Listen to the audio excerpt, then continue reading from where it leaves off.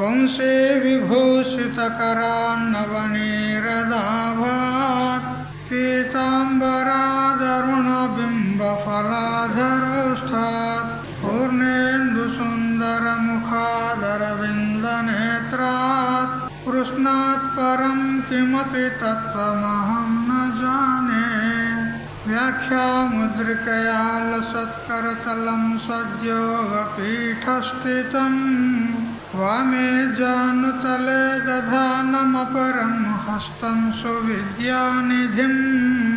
విప్రవ్రాతవృతం ప్రసన్నమనసం పాథోరుహంగద్యుతిం. పారాశర్యమచ పరోజమమలం వ్యాసం స్మరేత్ సిద్ధయే.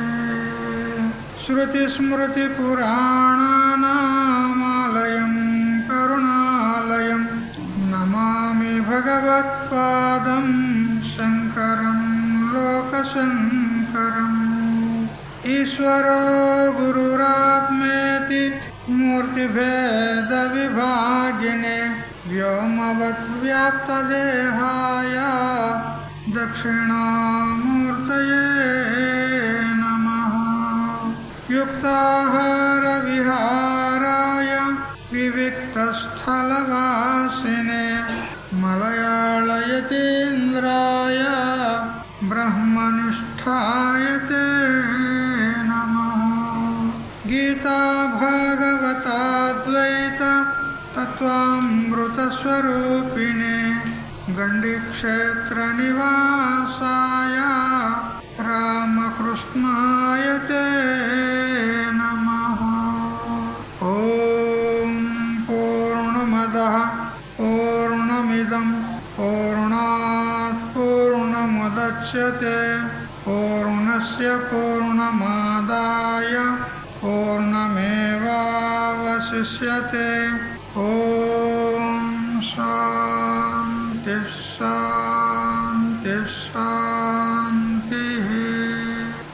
స్వాంత పరికల్పిత బ్రహ్మాండాంతర్వర్తి సకల చరాచర ప్రాణికోట్ల యొక్క అసత్ జడ దుఃఖ మోహాత్మకమైనటువంటి సకల ఉపాధుల కంటే విలక్షణమై సత్ చిత్ ఆనంద రూపం చేత స్వయం ప్రకాశమానమై వెలుగొందుచున్నటువంటి ప్రత్యేక అభిన్న పరమాత్మకు సాష్టాంగ ప్రణమిల్లుతూ ఆత్మీయులారా, నిన్నటి వరకు మనము ఆ శ్రీకృష్ణ పరమాత్మ యొక్క కరుణ కటాక్షం చేత 10 అధ్యాయాలు ముగించుకున్నాం. ఈ రోజు నుండి 11వ అధ్యాయాన్ని శుభారంభం చేసుకుంటూ ఉంటాము. ఈ 11వ అధ్యాయం పేరు విశ్వరూప సందర్శన యోగము. యోగం అంటే సాధనము అని మనం ప్రతి అధ్యాయంలో చెప్పుకుంటూ వస్తూనే ఉన్నాము. ఇక్కడ భగవంతుని యొక్క విశ్వరూపము అర్జునుల వారికి దర్శింపబోతున్నాడు. ఆ విశ్వరూప సందర్శనం చేత కూడా పరమాత్మని చేత యోగం అవుతుంది, కలయిక అవుతుంది. అంటే పరమాత్మ యొక్క సాక్షాత్కారము కలుగుతుంది అని అధ్యాయం యొక్క పేరు. మనము దేన్ని విశ్వము అంటున్నాము. విశ్వము అంటే ఈ ప్రపంచం. ఇదంతా కూడా విశ్వనాథుని కంటే వేరు కాదు. ఈ విశ్వమంతా కూడా విశ్వనాథుడు అంటే పరమాత్మ కంటే వేరు కాదు. ఎందుకంటే మన హైందవ సంప్రదాయంలో చెట్టుకు పుట్టకు గట్టుకు రాయికి రప్పకు మొక్కుతూ ఉంటాం. మనం మొక్కుతారా లేదా? రాళ్ళకు కూడా మొక్కుతారా లేదా? మీరు మొక్కరా? ఎందుకని మొక్కుతారు? మీరు దేవుడు అని మొక్కుతారు, అంతే కదా. దేవుడు అని మొక్కుతారు అంటే దేవుడు ఉన్నాడటువంటి విశ్వాసం మీకు ఉంది కదా. రాయిలో కూడా దేవుడు ఉన్నాడు. అశ్వత్థ వృక్షానికి రాగి చెట్టు కూడా మీరు ప్రదక్షిణ చేసి మొక్కుతారు. ఎందుకు? అది కూడా దేవుడు అని మీరు మొక్కుతారు. ప్రతి వస్తువును కూడా మన హైందవ సంప్రదాయంలో మొక్కేది అలవాటు ఉంది. ఎందుకు? ప్రతి వస్తువులో కూడా పరమాత్మ ఉన్నాడు అనేటువంటి భావన మనకుంది. కాబట్టి ప్రతి వస్తువు కూడా భగవంతుడు అని మనం మొక్కుతూ ఉంటాం. అంటే ప్రతి వస్తువులో కూడా భగవంతుడు ఉన్నాడు అంటే విశ్వనాథుడు ఉన్నాడు అంటే ఈ విశ్వమంతా కూడా విశ్వనాథుని కంటే వేరుగా లేదు. ప్రతి వస్తువు కూడా పరమాత్మ యొక్క స్వరూపమే. అయితే అజ్ఞాన దృష్టికి ఏది విశ్వమో అది జ్ఞాన దృష్టికి అది విశ్వనాథుడే. మనందరము తెలిసో తెలియకనో మొత్తం మీద మొక్కుతూ ఉన్నాం. కొందరికి తెలిసి మొక్కుతారు, కొందరికి తెలియక కూడా వాళ్ళు మొక్కుతున్నారని వీళ్ళు మొక్కుతారు. అయితే తెలిసి తెలియక మొక్కుతున్నాము, కానీ ఏ ప్రకారంగా మొక్కినా కానీ మనం పరమాత్మకే మొక్కుతున్నాం. అందువల్ల తెలియని వానికి అజ్ఞాన దృష్టి ఉంటుంది, తెలిసిన వానికి జ్ఞాన దృష్టి ఉంటుంది. అణువులో కూడా ప్రతి వస్తువులో కూడా పరమాత్మ ఉన్నాడు అని తెలుసుకొని మొక్కితే తనకి ఫలం అధికంగా ఉంటుంది. ఎందుకనంటే అంతటా కూడా పరమాత్మనే ఉన్నాడు. ఏ విధంగా మీరు బంగారు ఆభరణాలు చేసుకుంటారు, ఆ ఆభరణాలు అనేక రకాలుగా ఉన్నాయి. కొందరికి ముక్కు పోగు, కొందరికి చెవుల పోగులు, కొందరికి హారము, గొలుసులు, లక్ష్మీహారం మొదలైనటువంటి చేయించుకుంటారు. ఇప్పుడు ఆభరణాలు వేరువేరుగా ఉన్నాయి. ఇది ముక్కు పోగు, ఇది చెవుల పోగు, ఏదేదో అన్ని పేర్లు పెట్టుకుంటారు. మీరు అన్ని రకాల ఆభరణాలు ఉన్నా కానీ అన్నిట్లో ఏమున్నది? అన్నిట్లో ఏమున్నది చెప్పండి? బంగారమే ఉన్నది కదా, ఇంకేముంటుంది? బంగారంతో తయారు చేసిన వస్తువుల్లో బంగారం ఉండక మరేముంటుంది కదా. వస్తువులు వేరువేరుగా ఉన్నాయి, ఆభరణాలు వేరువేరుగా ఉన్నాయి, కానీ అన్నిట్లో బంగారమే ఉంది. ఇదంతా మీకు తెలిసే కదా. అట్లా ఈ ప్రపంచమంతా కూడా మనకు ఇది చెట్టు, ఇది పుట్ట, ఇది గట్టు, ఇది నది, ఇది పర్వతం, ఇది రాయి, రప్ప అని మనకు కనపడుతున్నది. కనపడినప్పటికీ కూడా అన్నిటిలో ఒకటే ఒకటి ఉంది. ఏది? పరమాత్మ. అందుకనే కదా ప్రహ్లాదుడు ఈ స్తంభంలో భగవంతుడు ఉన్నాడురా అని వాళ్ళ తండ్రి అన్నప్పుడు ఏమన్నాడు? ఉన్నాడన్నాడు. మరి ఉంటే ఇందులో నుంచి రావాలి అంటే వస్తాడు. అప్పుడు హిరణ్యకశిపుడు ఆ గదతోనే ఆ స్తంభాన్ని కొట్టేసరికి అందులో నుంచి ఎవరు వెళ్ళారు? ఎవరు ప్రకటమయ్యారు? నరసింహస్వామి కదా. మరి చూడండి, ఇప్పుడు ఆ రాయిలో కూడా పరమాత్మ ఉన్నాడని సిద్ధి చేసిండా లేదా కదా. అందులో నుంచి వెలువడ్డాడంటే అందులో కూడా పరమాత్మ ఉన్నాడు. కాకపోతే మనము అతన్ని దర్శించేటువంటి జ్ఞాన దృష్టిని మనం పొందాలి. ఆ హిరణ్యకశిపునికి కేవలం హరినామ ధ్యానం తప్ప, హరి ధ్యానం తప్ప ఇంకో ధ్యానం లేదు. ఎక్కడ చూసినా కానీ ఆ శ్రీహరి ఉన్నాడు. నీళ్ళల్లో చూస్తే కూడా వాని ప్రతిబింబానికి బదులుగా శ్రీహరి కనపడుతున్నాడు. ఏ వస్తువును చూస్తే అక్కడ శ్రీహరి కనపడుతున్నాడు. అంటే వాని యొక్క మనస్సు, వాని యొక్క దృష్టి మొత్తము శ్రీహరిమయమైపోయింది. అందువల్ల ఆ స్తంభంలో కూడా శ్రీహరి ఉన్నాడు అనగానే అతనికి అందులో నుంచి ప్రకటమై దర్శనమిచ్చాడు కదా. అందుకని మన దృష్టి ఎట్లా ఉండాలంటే ప్రతి వస్తువులో కూడా పరమాత్మ ఉన్నాడు అనేటువంటి నిరంతరమైనటువంటి ఎల్లప్పుడూ ఆ పరమాత్మనే దర్శిస్తూ ఉండాలి. ఎప్పుడు కూడా ఏ వస్తువును చూసినా, ఏ వ్యక్తిని చూసినా, ఏ పశువును, పక్షిని, ఏది చూసినా కానీ అందులో పరమాత్మ ఉన్నాడు అనేటువంటి భావన మనకు ఉండాలి. ఎందుకంటే ఉన్నాడు, అందులో అందరిలో ఉన్నాడు పరమాత్మ. ఇప్పుడు మీరు ఎంతమంది ఉన్నారు, మీరందరూ కూడా ఇక్కడికి రాగలిగారు, కూర్చోగలిగారు, చూస్తున్నారు, వింటున్నారు. ఇదంతా ఎవరి చేత, ఎవరి శక్తి చేత మీరు రాగలిగారు? ఇక్కడ దగ్గర పరమాత్మ యొక్క శక్తి చేతనే కదా మీరు రాగలిగారు. ఒకవేళ పరమాత్మ కనుక శరీరంలో లేకపోతే మీరు ఇక్కడికి రాగలుగుదురా? దీన్ని శరీరం అన్నారు అలా, వేరే అంటారు. ఒకవేళ పరమాత్మ ఇందులో లేకపోతే వేరే పేరుతో పిలుస్తారు. ఏమంటారు మీ భాషలో కదా. కాబట్టి అనేక కుండల్లో మట్టి ఉన్నట్టు, అనేక ఆభరణాల్లో, నగలలో బంగారం ఉన్నట్టు పరమాత్మ విశ్వంలో అంతటా కూడా వ్యాపించి ఉన్నాడు. అతడే విశ్వనాథుడు.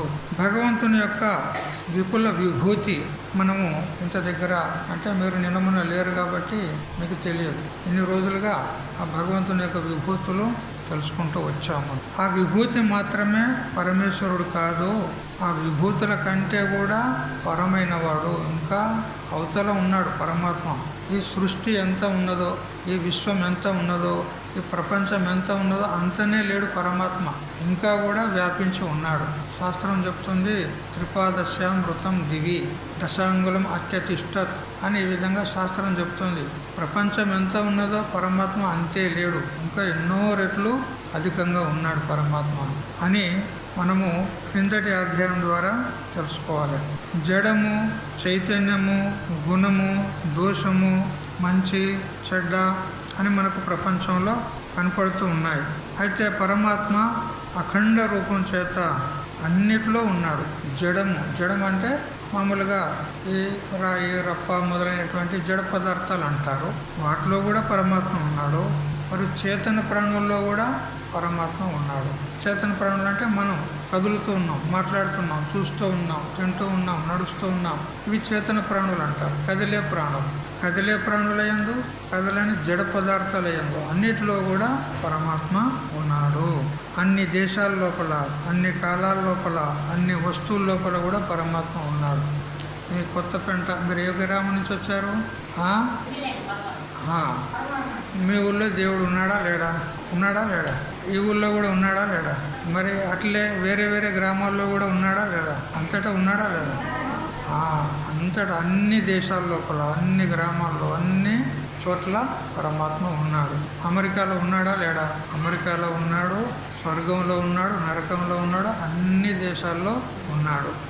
మరి అన్ని కాలాల్లో, భూతకాలంలో, వర్తమాన కాలంలో, భవిష్యత్ కాలంలో, గడిచిపోయిన కాలంలో కూడా పరమాత్మ ఉన్నాడు. ఇప్పుడు వర్తమానంలో కూడా ఉన్నాడు. భవిష్యత్ కాలంలో కూడా ఉంటాడా? ఉండడా? ఉంటాడు తప్పకుండా.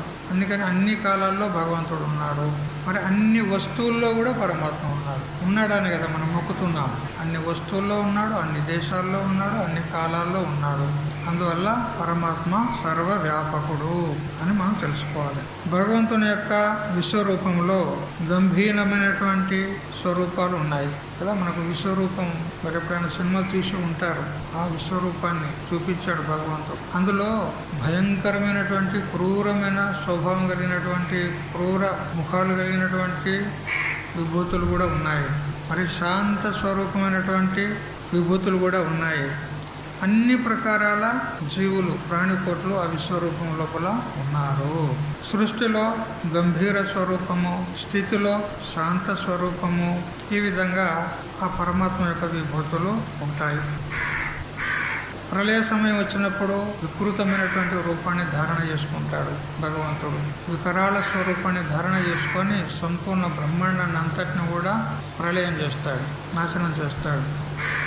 మరి సృష్టి ఆరంభంలో మళ్ళీ జీవులందరినీ మళ్ళీ సృష్టిస్తూ ఉంటాడు. మరి కొంతకాలం మేరకు, కొన్ని యుగాల వరకు ఈ సృష్టిని రక్షిస్తూ ఉంటాడు. ఈ విధంగా సృష్టి, స్థితి, లయము అంటే ఉత్పత్తి, స్థితి, లయము ఇవన్నీ కూడా చేసేవాడు ఎవరు? పరమాత్మనే. మీకు కళలు పడతాయా?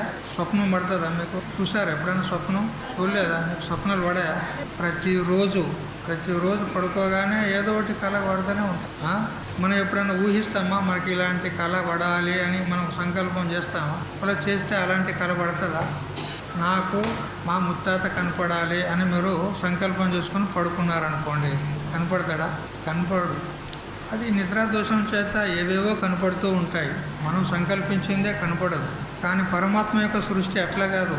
ఆయన ఎట్లా సంకల్పం చేస్తే అట్లే సృష్టి అవుతుంది. మనకు స్వప్నం కించిత్ కాలం ఏదో కొద్ది నిమిషాలు కనపడుతుంది, మళ్ళీ మాయమవుతుంది. లేవగానే ఎక్కడెక్కడ పోతుంది. స్వప్నం లోపల లాటరీ అంటింది అనుకో, 1,00,000 రూపాయలు మీకు ఎక్కడ స్వప్నంలో లాటరీ అంటింది. లాటరీ అంటిన తర్వాత లేచిన తర్వాత ఆ లాటరీ షాప్ వన్ దగ్గర పోయి, మీరు ఏమాయ నాకు 1,00,000 రూపాయలు అంటే ఇస్తే అంటావా? అంటే ఏమంటాడు వాడు? ఏం పిచ్చిగిట పట్టిందా నీకు అంటాడు వాడు. అంతే కదా. అంటే మనకు ఆ కళలో కనపడినటువంటి ఆ లాటరీ అంటినటువంటి దృశ్యం ఉన్నదో అది సత్యమా? కళలు సత్యమవుతాయా? కావు, అవి ఉట్టే. అందుకే కళ అంటాం. అంటే ఇట్లా కనపడి అట్లా మాయమైపోతాయి. చూసారా? మరి ఇప్పుడు ఈ జాగ్రత్త అవస్థలో మనం ఉన్నాం. దీనికి ఏమంటారు మీరు? దీనికి కళ అంటారా? నిజమే అంటారా? నిజమే అంటారా? కళలో అంటే ఏదో పశువులు, పక్షులు, క్రిమి కీటకాలు, మనుషులు ఏదో కనపడతారు. అట్లా కనపడి ఇట్లా మాయమైపోతారు. లేచినాక ఎవడు కనపడదు, ఏది కనపడదు. అదంతా ఉట్టి మిథ్యా, అది కళ, జూట్, అది ఏం లేదు, ఉట్టి అట్లా కనపడింది అంటారు. మరి ఇప్పుడు ఈ జగత్తు మనం ఇప్పుడు జాగ్రత్తలో ఉన్నాం. ఇది కళ అంటారా? నిజం అంటారా? మీ తాత ఉన్నాడా? ముత్తాత ఉన్నాడా? ఇప్పుడు ముత్తాత లేడు కదా. మీ తాత ఉన్నాడా? లేడు. కొందరికి నాయనలు ఉంటారు, తండ్రులు ఉంటారు. ఇప్పుడు కొంతమంది కదా. మరి వాళ్ళు కూడా తాతల్లాగానే పోతారు. మరి వాళ్ళ తర్వాత మన నంబర్ వస్తుంది, అంతే కదా.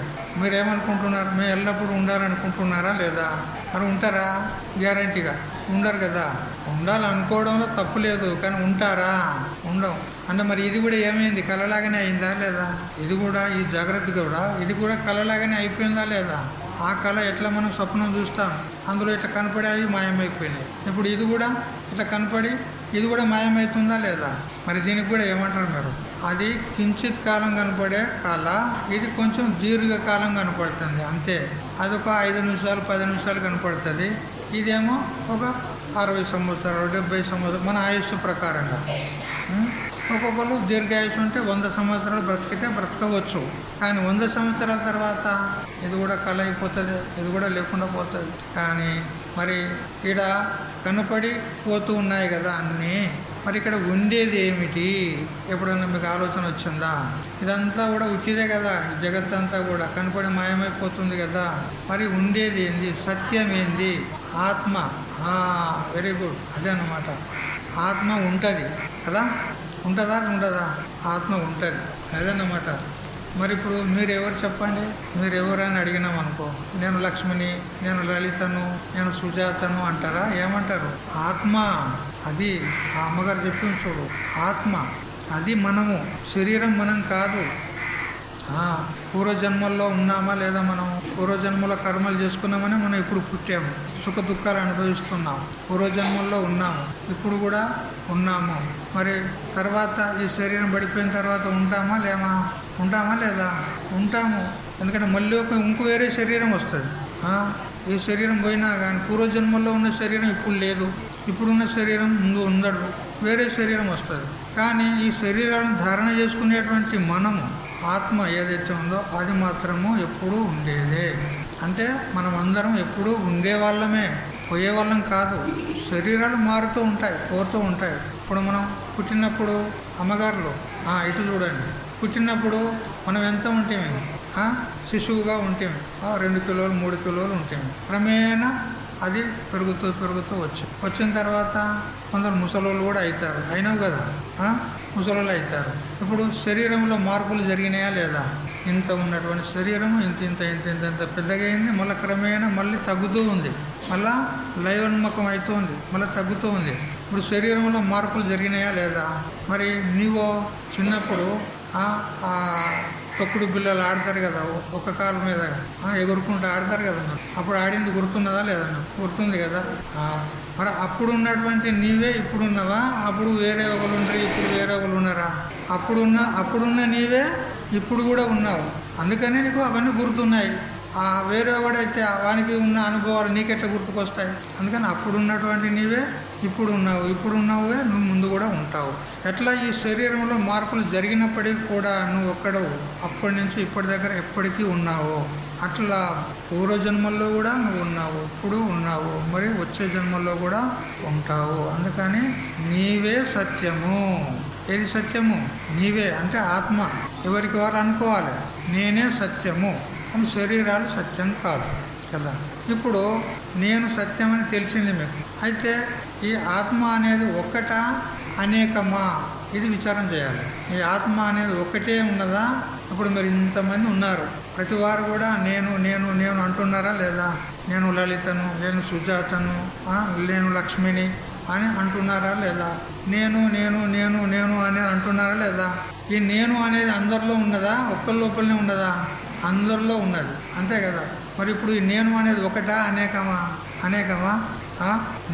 ఈ నేను అనేది అనేకం లేదు, అందరిలో నేను అనేది ఉన్నది. కానీ లక్ష్మి సుజాత అనేది అందరిలో లేదు, ఒక్కరికే ఉన్నది. లక్ష్మి అంటే ఒక్కరే, అదే ఇందులో ఎవరో ఒక లక్ష్మి ఉంటారు, ఎవరో సుజాత ఉంటారు, అది ఒక్కరికే చెందుతుంది. కానీ నేను అనేది ఆ లక్ష్మి అంటుంది, సుజాత అంటుంది, ఆ లలిత అంటుంది, అందరు అంటున్నారు. ఈ నేను అనేది అందరిలో ఉన్నది, ఆ నేను అనేది ఒకటే, అదే ఆత్మ. కాబట్టి ఆత్మ అనేది ఒకటే, అందరిలో ఉన్నది ఒక్కటే. పరమాత్మలు ఎంతమంది ఉన్నారు? పరమాత్మలు దేవుళ్ళు ఎంతమంది ఉన్నారు? 33 కోట్ల దేవతలు ఉన్నారు. కదా. దేవుడు ఒక్కడే. అయితే మన ఇష్టానుసారంగా ఆయా దేవతలను కల్పన చేసుకొని ఒక పేర్లు పెట్టుకొని ఆయా విగ్రహాలు తయారు చేసుకొని మనకు ఇష్టం వచ్చిన దేవతను ఆరాధించుకుంటున్నాం. తప్పు కాదు. అయితే ఎవరు ఏ దేవతను ఆరాధించినా కానీ సర్వదేవ నమస్కారం కేశవం ప్రతిగచ్చతి అని చెప్పిన ప్రకారంగా ఎవరు ఏ దేవతను ఆరాధించినా కానీ ఆ ఒక్క దేవునికే చెందుతుంది. ఉన్నది ఒక్కడే దేవుడు. ఏకో దేవ ఏకమేవ అద్వితీయం బ్రహ్మ. దేవుడు అనేవాడు ఒక్కడే ఉన్నాడు. అనేక మంది దేవతలు లేరు. అయితే మనము కల్పన చేసుకొని లక్ష్మి అంటే నాకు ఇష్టము, లలిత అంటే నాకు ఇష్టము, దుర్గా అంటే నాకు ఇష్టము, లేదా పురుష దేవతలు రాముడు, కృష్ణుడు, విష్ణువు, శివుడు అని మనము మనకు ఇష్టమైనటువంటి రూపాలను కల్పన చేసుకొని ఆరాధిస్తున్నామే. కానీ వాస్తవంగా దేవుడు అనేవాడు అనేక మంది లేరు. ఒక్కడే దేవుడు. నువ్వు ఏ రూపంలో నువ్వు పూజించినా కానీ ఆ దేవునికే చందు. అయితే అంతటా ఉన్నాడని అనుకున్నాం కదా మనం. దేవుడు పరమాత్మ అంతటా ఉన్నాడు, అందరిలో ఉన్నాడు, ప్రతి వస్తువులో ఉన్నాడు అనుకున్నాం కదా. ఇప్పుడు అంతటా ఉన్నటువంటి వాడు భగవంతుడు అంతటా ఉన్నాడని తెలుసుకున్నాం మనం కదా. ప్రతి వస్తువులో, ప్రతి ప్రాణిలో, ప్రతి జీవిలో పరమాత్మ ఉన్నాడని తెలుసుకున్నాం కదా. ఇప్పుడు నీలో పరమాత్మ ఉన్నాడంటావా లేదంటావా? ఉన్నాడు కదా. నీలో అందరిలో ఉన్నాడు కదా. మరి ఇప్పుడు అందరిలో ఉన్నది పరమాత్మనే కదా. మరి మీరెవరు? ఆత్మ పరమాత్మ ఒకటే కదా. ఆత్మ పరమాత్మ రెండు లేవు, ఒకటే. అంతటా ఉన్నటువంటి ఆ పరమాత్మనే మనందరిలో ఉన్నాడు. అందరిలో ఉండి మనకు అన్ని వ్యవహారాలు చేయుటకు మనకు సత్తా, స్ఫూర్తిని, శక్తిని ఇస్తున్నాడు భగవంతుడు. అందువల్ల మీరేమనుకోవాలంటే పరమాత్మ అంతటా ఉన్నాడు, నాలో కూడా ఉన్నాడు, మరియు నేను కూడా పరమాత్మ కంటే వేరు కాదు అని తెలుసుకోవాలి. ఇప్పుడు పరమాత్మను వెతకడానికి ఎక్కడ పోతారు మీరు? బద్రీనాథ్, కేదార్నాథ్, తిరుపతి పోతారా లేదా? పోతారు. ఎందుకని పోతారు? దేవుణ్ణి చూద్దామని పోతారు, అంతే కదా. దేవుణ్ణి చూద్దామని పోతారు. మరి దేవుడు అంతటా ఉన్నాడని మీరే ఒప్పుకున్నారు కదా. అంతటా ఉన్నాడని మీరు ఒప్పుకున్నారా లేదా? మరి ఇప్పుడు మీ దగ్గర లేడా దేవుడు? మీలో లేడా దేవుడు? మరి చూడడానికి అక్కడ ఎందుకు పోతున్నారు కదా? దేవుని చూడాలని అక్కడ ఎందుకు పోతున్నారు? ఇక్కడ లేడా? ఆశ, కోరికలు కదా. అక్కడ పోయి మొక్కితే అతడు వరం ఇస్తాడు, మనకు కోరిన కోరికలు నెరవేరుతాయి అని ఒక ఆశ అన్నమాట, అంతే కదా. మనసులో మనస్ఫూర్తిగా మనసు నిండా భగవంతుని ధ్యానించుకొని కూర్చున్న కాడ ప్రార్థిస్తే ఎందుకు ఇయ్యాడు దేవుడు? వరం ఎందుకు ఇయ్యాడు చెప్పు? ఎందుకంటే ఇక్కడ కూడా ఉన్నాడు కదా.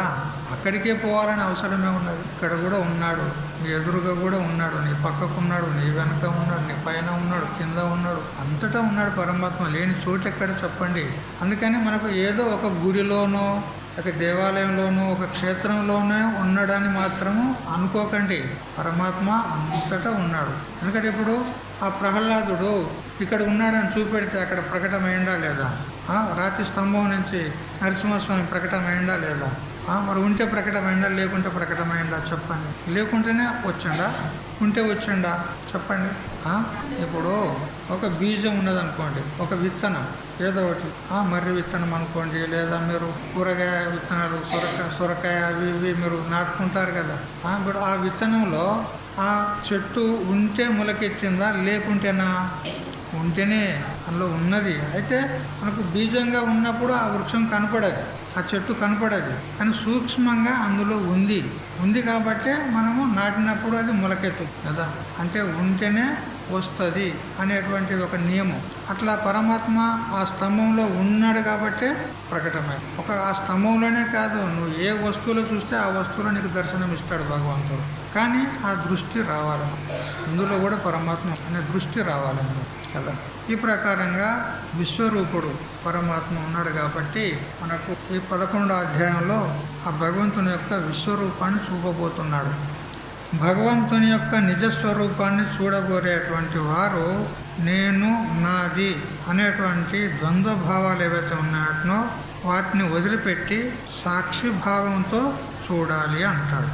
భగవంతుని ఎవరైతే చూడాలనుకున్నారో వాళ్ళు ఏం చేయాలంటే నేను, నాది అనేది వదిలిపెట్టాలి. నేను అని దేన్ని పురస్కరించుకొని అంటున్నాము?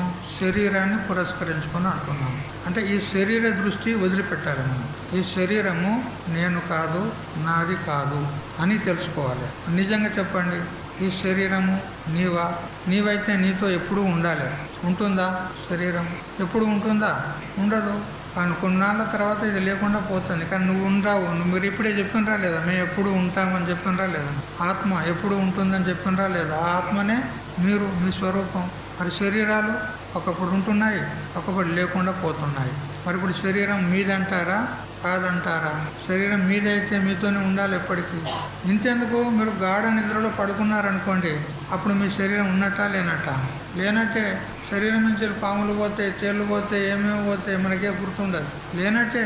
చూడు, మనం పడుకున్నప్పుడే మన శరీరం మనకి లేకుండా పోతుందంటే ఇంకా తర్వాత ఉంటుందని గ్యారంటీ ఉన్నది. అందుకని శరీరం మనం కాదు, శరీరం మనది కూడా కాదు. ఎందుకంటే ఇది పంచభూతాల యొక్క కార్యం ఉన్నది. ఆకాశము, వాయువు, అగ్ని, జలము, పృథ్వీ అనేటువంటి పంచభూతాలు అంటారు. భూతం అంటే మీరు భయపడకండి. భూతం అంటే దయ్యం భూతం, లంబడి భూతం, అది ఇది అంటారు కదా, అదేం కాదు. ఇక్కడ భూతం అంటే ఇప్పుడు మనం ఎక్కడ కూర్చున్నాం? ఇప్పుడు భూమి మీద కూర్చున్నాం కదా. ఈ భూమి అనేది ఒక భూతం, పృథ్వీ భూతం అంటారు దీనికి. ఇప్పుడు గాలి వీస్తుంది, ఆ గాలిని పీల్చుకొని మనం బ్రతుకుతున్నాం. దీనికి ఏమంటారు? వాయు భూతం అంటారు. మరి సూర్యుడు ప్రకాశిస్తున్నాడు, వేడియంని ఇస్తున్నాడు, ఉష్ణతను ఇస్తున్నాడు, అదేమిటి? అగ్నిభూతం అంటారు. అలా మనం ఇప్పుడు ఈ ఆకాశంలో ఉన్నాము, ఇది ఆకాశభూతం. మరి మనం రోజు స్నానం చేస్తున్నాము, నీళ్లు తాగి దప్పిక తీర్చుకుంటున్నాము, ఆ నీటితోనే వంటలు చేసుకుంటున్నాము, అనేక పనులు చేసుకుంటున్నాము. ఆ జలము, అది జలభూతము అంటారు. ఇట్లా 5 భూతాలు ఉంటాయి. ఈ 5 భూతాల శరీరమే ఈ శరీరము, మనది కాదు. ఇది పడిపోయిన తర్వాత ఎక్కడ పోతుంది? పంచభూతాల్లో కలిసిపోతుంది. ఎందుకు? వాటి సొమ్ము అవి తీసుకుంటాయి, పంచభూతాల్లో కలిసిపోతాయి. కానీ మనము వేరే శరీరంలోకి పోతాము. మనం మాత్రం ఉంటాం. శరీరం చనిపోతుంది, ఇది ఉండదు. కానీ మనం మాత్రం ఎప్పుడూ ఉంటాం కదా. అందుకని ఇప్పుడు నాది నాది అంటున్నామే, దేన్ని? శరీరాన్ని. ఒకరి నేను అంటాం, ఒకరి నాది అంటాం కదా. వాస్తవంగా ఇది నువ్వు కాదు, నీది కాదు. నువ్వు దీనికంటే వేరే ఉన్నావు. ఈ భావనతో చూసినట్లయితే నీకు పరమాత్మ అంతటా కనపడతాడు. ఎక్కడ చూస్తే అక్కడ పరమాత్మ కనపడతాడు. ఎందుకంటే కనపడేది సత్యం కాదు, కనపడందే సత్యం. మనం అనుకుంటాం కనపడిందే సత్యం అనుకో. కనపడింది ఎట్లా సత్యం అవుతుంది? ఇప్పుడు ఇది కనపడుతున్నది శరీరం, ఇది సత్యం అంటావా? సత్యం అంటే ఎప్పుడూ ఉండాలి, సత్యం అంటే ఎప్పుడూ ఉండాలి. మరి ఇది సత్యం అన వస్తుందా? దీనికి సత్యం కాదు. ఇది ఇప్పుడు కనపడుతుంది, అట్లా మయమైపోతుంది. మరి సత్యం ఎవరు? నేనే అని ఎవరికి వాళ్ళు తెలుసుకోవాలి. సత్యం ఎవరు? నేను. అంటే శరీరం కాదు నేను, శరీరం కంటే వేరుగానే ఉన్నాను, నేనే సత్యము అని ఈ విధంగా మీరు గట్టిగా నిర్ణయం చేసుకోండి. ఇట్లా తెలుసుకున్న తర్వాత మృత్యు వచ్చినా కానీ మనకు భయం కాదుగా. ఎందుకైతే చెప్పు, ఈ శరీరం నేను కానే కాదు. శరీరం చేస్తుంది, శరీరం చేస్తే నాకేం వచ్చిందే ఉంది. నేను మాత్రం ఎప్పుడూ ఉంటాను. నాకు చావు లేదు, చావు లేదు, పుట్టుక లేదు, ఎప్పుడూ ఉంటుంది. అందుకని భయపడేది లేదు. మనకు వ్యవహారంలో నిత్య జీవితంలో కొన్ని కష్టాలు, నిష్ఠూరాలు, ఆపదలు మొదలైనటువంటి ఎదురవుతాయి. అప్పుడు కూడా భయపడాల్సిన అవసరం లేదు మనకు. ఎందుకు? శరీరం కష్టము ఎవరికి వచ్చింది? ఎవరికి వచ్చింది? ఎవరు బాధపడతారు? ఎవరు దుఃఖపడతారు? నువ్వా దుఃఖపడేది? ఏడుస్తారు కదా, ఆ ఏడుపు కూడా మనకు తెలుస్తుందా లేదా? నేను ఏడుస్తున్నాను అనేది తెలుస్తుందా లేదా? మరి కొంచెం నిలబడి విచారణ చేయండి. ఇప్పుడు ఇది మైక్ ఉంది, ఇది మనకు తెలియబడుతుంది. ఇది ఏంటిది అంటే మైక్ అంటున్నాం. ఈ మైక్ అంటే మనం కాదు కదా. మైక్ అంటే మనమా? మనకంటే వేరే ఉందా లేదా? ఎందుకు? మనకంటే భిన్నంగా అది తెలియబడుతుంది. ఏదైతే తెలియబడుతుందో అది తెలుసుకునే వానికంటే వేరే ఉంటుంది.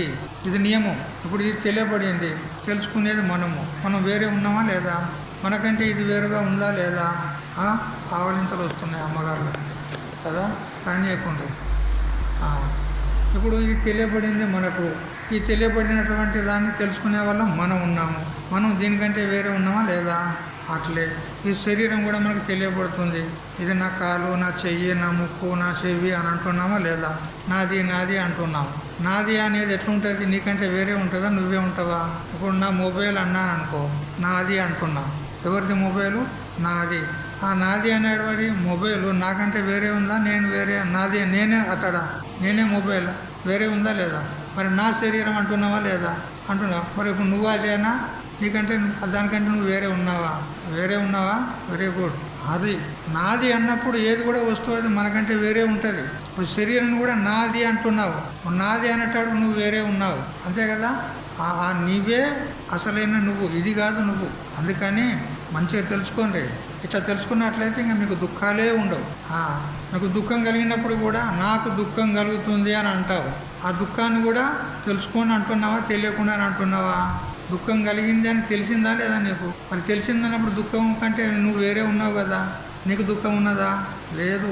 దుఃఖాన్ని తెలుసుకునేవానికి దుఃఖం లేదు. ఆ దుఃఖాన్ని తెలుసుకునేవాడు నువ్వు ఉన్నావు, నీకు దుఃఖం లేదు. మరి ఎవరు ఏడిచేది, దుఃఖపడేది ఎవరు అంటే మనస్సు దుఃఖపడుతుంది, మనం కాదు. మీకు మనసు ఉన్నదా లేదా? ఉందంటారా లేదంటారా? మనసు కదా. చూపెట్టండి మీ మనసును. కనిపించదా? కనిపించకుండా కానీ ఉందా లేదా? మరి పరమాత్మ కనిపిస్తున్నాడా? మరి ఉన్నాడా అంటారా లేదంటారా? ఉన్నాడు. మరి కనిపించిందే సత్యం కాదు, కనపడిందే సత్యం. బాగా గుర్తించండి. కనిపించేటి అని పోతాయి కాలగర్భం లోపల. ఏదేది కనపడుతుందో దృశ్యం తన్నశ్యం, కనిపించేటి అన్ని కాలగర్భంలో పోతాయి, అని కనపడందే ఉంటుంది. అదే మనం, అదే మన స్వరూపం, అదే పరమాత్మ స్వరూపం. అతడే ఎల్లప్పుడూ ఉంటాడు. తెలిసిందా? కాబట్టి ఆ పరమాత్మ అంతటా ఉన్నాడు. కానీ పరమాత్మను చూడాలని మనం ఆగ్రహం చేయొద్దు, నాకు కనిపించాలి అని ఆగ్రహం చేయొద్దు. ఎందుకంటే కంటికి కనిపించేది కానే కాదు, అది కంటికి కనిపించేది కాదు ఆ పరమాత్మ. ఇప్పుడు మీరే విచారం చేయండి. ఇప్పుడు ఈ శరీరం మన కంటికి కనపడుతుంది, ఇది నాది అనేటోడు కంటికి కనపడుతున్నాడా? వాడు ఎవడు? నువ్వే కదా. మరి నువ్వు కంటికి కనపడుతున్నావా? మరి నువ్వే కంటికి కనపడతా, లేకపోతే పరమాత్మ ఎట్లా కనపడతాడు? ఎందుకంటే నువ్వే పరమాత్మవు కదా. అంతటా ఉన్నవాడు నీలో ఉన్నాడా లేదా? నువ్వే పరమాత్మవు కదా. మరి వాడు ఎట్లా కనపడాలి చెప్పు? నువ్వే కంటికి కనపడతలేవు. ఈ కన్నును చూస్తున్నావు నువ్వు, కన్నును చూసే వానికి కన్ను ఉన్నదా? అయితే చూడాలని మీరు మారం చేయకండి. ఎందుకంటే చూడాలంటే నీకంటే వేరే ఉంటే కనపడుతుంది. స్వయంగా నువ్వే ఉన్నావు, వాళ్ళు ఎట్లా చూస్తావు చెప్పు? ఒక కుర్రవాడు బాగా చదువుకుంటున్నాడు. అతడు తన రీడింగ్ రూమ్ లోపల కూర్చొని చదువుకుంటున్నాడు. ఆయనకు ఒక పుస్తకం కావాల్సి ఉంటే ఆ అల్మారి నుంచి తీసుకోవడానికి అల్మారి తీసాడు. అల్మారి తీసి తన పుస్తకం తీసుకోవాలనుకుంటే ఆ పుస్తకంతో పాటు ఒక ఫోటో కింద పడింది, చిన్న ఫోటో. ఒక అమ్మాయి ఫోటో, అది చిన్నగా ఉంది, ఒక 2 ఏళ్ళ అమ్మాయి కావచ్చు బహుశా. ఆమె ఫోటో ఉంది, చాలా అందంగా ఉంది ఆ ఫోటో.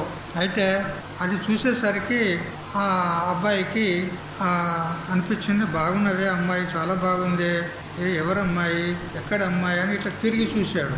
దాని ఫోటోని తిరిగేసి చూశాడు. తిరిగేసి చూస్తే అక్కడ డేట్ ఉంది దాని మీద, ఆ ఫోటో వెనక. సరిగ్గా 25 సంవత్సరాలు కింద ఉన్నటువంటి ఫోటో అది. 25 సంవత్సరాల క్రిందటి ఫోటో అది కదా. ఆ డేట్ చూశాడు. అప్పుడు అనుకున్నాడు, ఇది 25 సంవత్సరాల క్రిందటి ఫోటో అంటే ఇప్పుడు ఈ అమ్మాయి కూడా 25 సంవత్సరాల వయసు గలది ఉంటుంది. అందుకని అమ్మాయి కూడా బాగుంది, ఈమెను పెళ్లి చేసుకుంటే బాగుండు అనుకున్నాడు.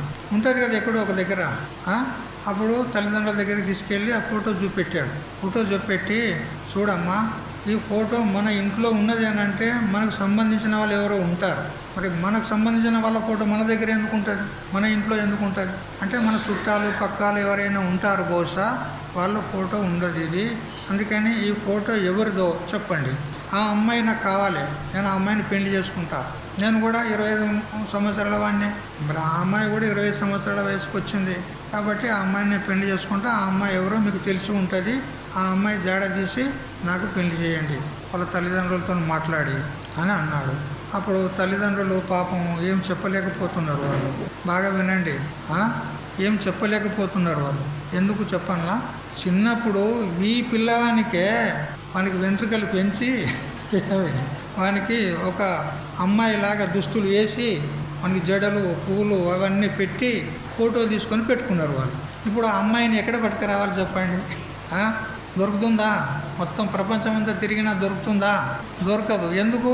స్వయంగా వాడే ఉన్నాడు, అంతేనా లేదా? అట్లా మీరు భగవంతుని చూడాలని వెతుకుతూ ఉన్నారు కదా, ఎక్కడ వెతుకుతారు చెప్పండి? మీరు ఎక్కడ పట్టుకుంటారు భగవంతుణ్ణి చెప్పండి? నీ మనసులోనే ఉన్నాడు, నీవే ఉన్నావు స్వయంగా, ఎక్కడ పోనక్కర్లే. అందుకని మీరు చక్కగా మంచిగా తెలుసుకోండి, శరీరం నేను కాదు, నాది కాదు. దీనికి ఏ సుఖ దుఃఖాలు కలిగినా కానీ నేను దానికి సాక్షిని ఉన్నాను, చూసేవాడిని ఉన్నాను. నాకు దుఃఖం లేదు, సుఖం లేదు. నేను ఎల్లప్పుడూ శాంత రూపుణ్ణి, ఆనంద రూపుణ్ణి అని ఈ విధంగా తెలుసుకోవాలన్నమాట. ఇట్లా తెలుసుకుంటే మనకు చాలా ఆనందం. దుఃఖం కలగదిగా, భయం కలగది. మృత్యు వచ్చి ఎదురు నిలబడ్డా కానీ, యమధర్మరాజు వచ్చి ఎదురు నిలబడ్డా కానీ భయం కలగది. ఎందుకు? నేను చచ్చేవాడిని కాదు కదా, శరీరం పోతుంది అని ఇట్లాంటి ధైర్యం వస్తుంది అన్నమాట. ఆ ధైర్యంతో ఉండాలి కదా. అమూల్యమైన శరీరం మనకి ఇచ్చినాడు. అయితే ఈ శరీరం సత్యం కాకపోవచ్చు, ఇది ఒకనాడు పోతుంది కావచ్చు, కానీ ఇది చాలా అమూల్యమైన శరీరము. ఇది రత్నాల కంటే విలువైనటువంటి శరీరము. దీన్ని వృథా పుచ్చుకోవద్దు. ఈ శరీరం ఉన్నప్పుడే ఆ పరమాత్మను మనము తెలుసుకొని ఆ ఆనందంలో ఉండాలి. దానికోసం మనం ఈ శరీరాన్ని తీసుకొని వచ్చినాం. దీన్ని వృధా చేయొద్దు. ఒక ఆయన దగ్గర పారసమణి అనేది ఒకటి ఉంటుండే. పారసమణి అని అంటే మీరు విన్నారా ఎప్పుడన్నా? పారసమణి అంటే ఆ మణిని ఇనుముకు కనుక స్పర్శ చేసినట్లయితే ఇనుము బంగారం అవుతుంది. అట్లాంటి మణి అన్నమాట. అట్లాంటిది ఒకటి ఉంటే బాగుండు మనకు. అనిపిస్తుందా లేదా మీకు? అట్లాంటిది ఒకటి ఉంటే బాగుండు. క్వింటల్లో కొద్ది బంగారం చేస్తుంటే మనం కదా. అయితే ఆ పారసమణిని ఒక ఆయనే అడిగినాడు, అయ్యా ఒక వారం రోజులు నాకు ఈ పారసమణి ఇయ్యి, మళ్ళీ నీకు ఇచ్చేస్తా, నీ మనీ నీకు ఇచ్చేస్తా అన్నాడు.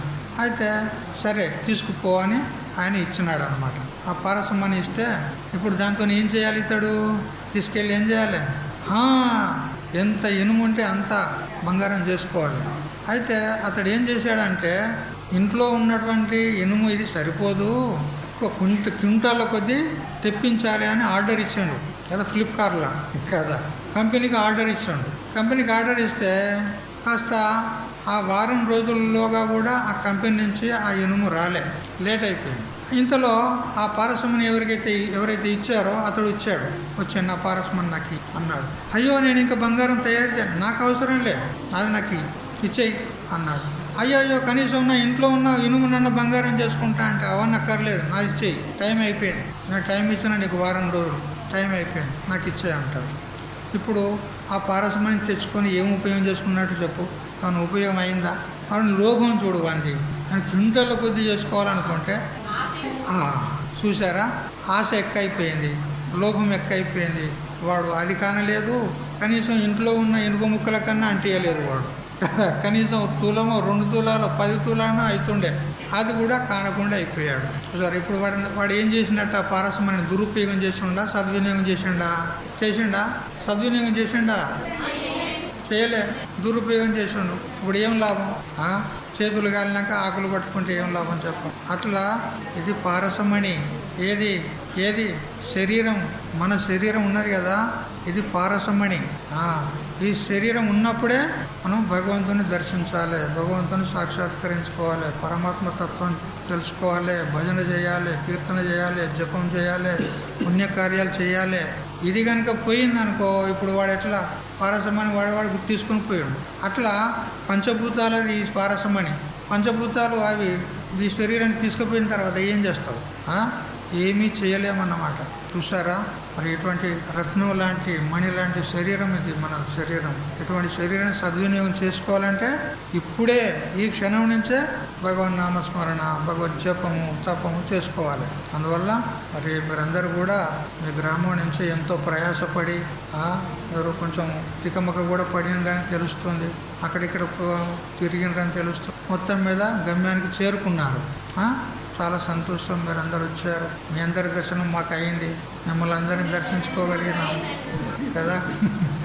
మేము మీ ఊరికి రాలేం కదా, మీ ఇళ్ళకి రాలేం కదా, మీరందరే వచ్చి మాకు దర్శనం ఇచ్చారు. చాలా సంతోషం, ఆనందం. ఇక మరి ఇప్పుడు స్వాముల వారు కూడా కాసేపు ఆయన కూడా చెప్తాడు, వారి వాక్యాలు కూడా వినండి. ఇంతటితో మా యొక్క ఈ సత్సంగ కార్యక్రమం మేము ఉపసంహారం చేస్తున్నాం. ఇప్పుడు మనం తెలుసుకున్నటువంటి విషయాలు, ఇప్పుడు మనం ఏమేమి తెలుసుకున్నాం చెప్పండి. ఇప్పుడు మనం గంట సేపు చర్చ చేశాం. ఈ గంట సేపు చర్చ లోపల సారాంశం చెప్పండి. మీరు ఏం తెలుసుకున్నారు? ఒక మాటలో చెప్పండి. వెరీ గుడ్, వెరీ గుడ్, ధన్యవాదాలు అందరికీ. అది చాలా సంతోషం. అది ఎప్పటికీ మీరు నిశ్చయం చేసుకొని ఉండండి. మీ అందరికీ కూడా భగవంతుడు ఆయు ఆరోగ్యాలు ఐశ్వర్యాలు. ఓం సహనావతు సహనౌ భునక్తు సహ వీర్యం కరవావహై తేజస్వినావధీతమస్తు మా విద్విషావహై. ఓం శాంతి శాంతి శాంతి.